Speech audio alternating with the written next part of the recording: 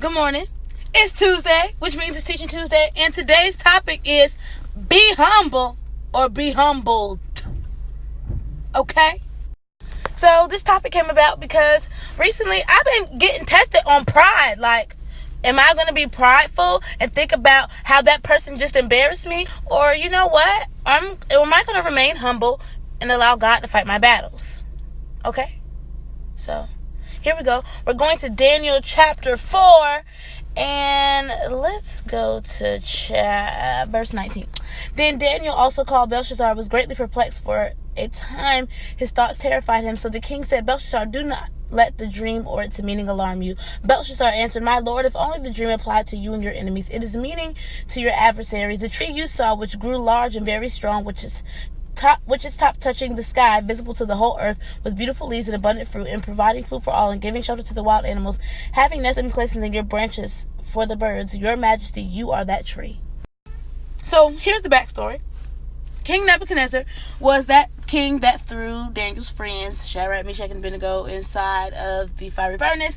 He's the same Nebuchadnezzar who had Daniel thrown in the lion's den, okay? He's the same Nebuchadnezzar who wanted to have these statues built of him and, wanted everyone to worship him. Sound familiar? Sound like pride?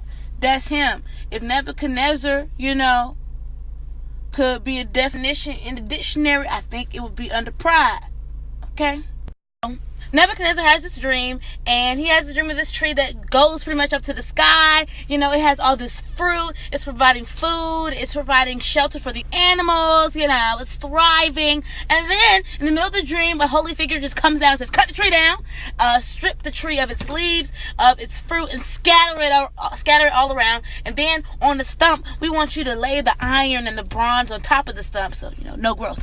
And then, make this thing live amongst the animals until 7 times has passed. Okay? Now, this is the second time Daniel had to come and interpret the dream for Nebuchadnezzar because his magician folks can't get it right. I mean, like, how many times you got to go through something? But anyway, moving forward. So, God wants us to know that some of us are like Nebuchadnezzar. We are in these great high places, or God wants to take you to this high place. But you got this pride. In the dream, this tree had shot up almost touching the sky. And then the holy figure came down and said, strip it. Take the leaves, scatter the fruit. Let me tell you something. When you're stripped, that is that humbling process. Okay? Humbling process. It sounds terrible. Stripping of leaves, scattering my fruit. So everything that I produce, the things that I worked hard for to produce, you gonna give it to everybody else? Yeah. When you got that pride, listen, catch that. He gonna scatter your fruit. Yeah, you did all these great things, but did you forget who gave you the ability to actually do those great things? So now he can scatter your gifts, your talents, the things that you worked hard for, to everybody else, or to someone who, not necessarily more deserving, but someone who does not have that pride and is willing to give God the praise. Don't be that person, child. Don't be it, for real.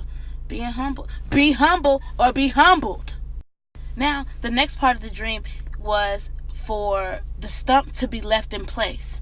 See, for them to leave the stump, which means there is a possibility for growth to happen once more.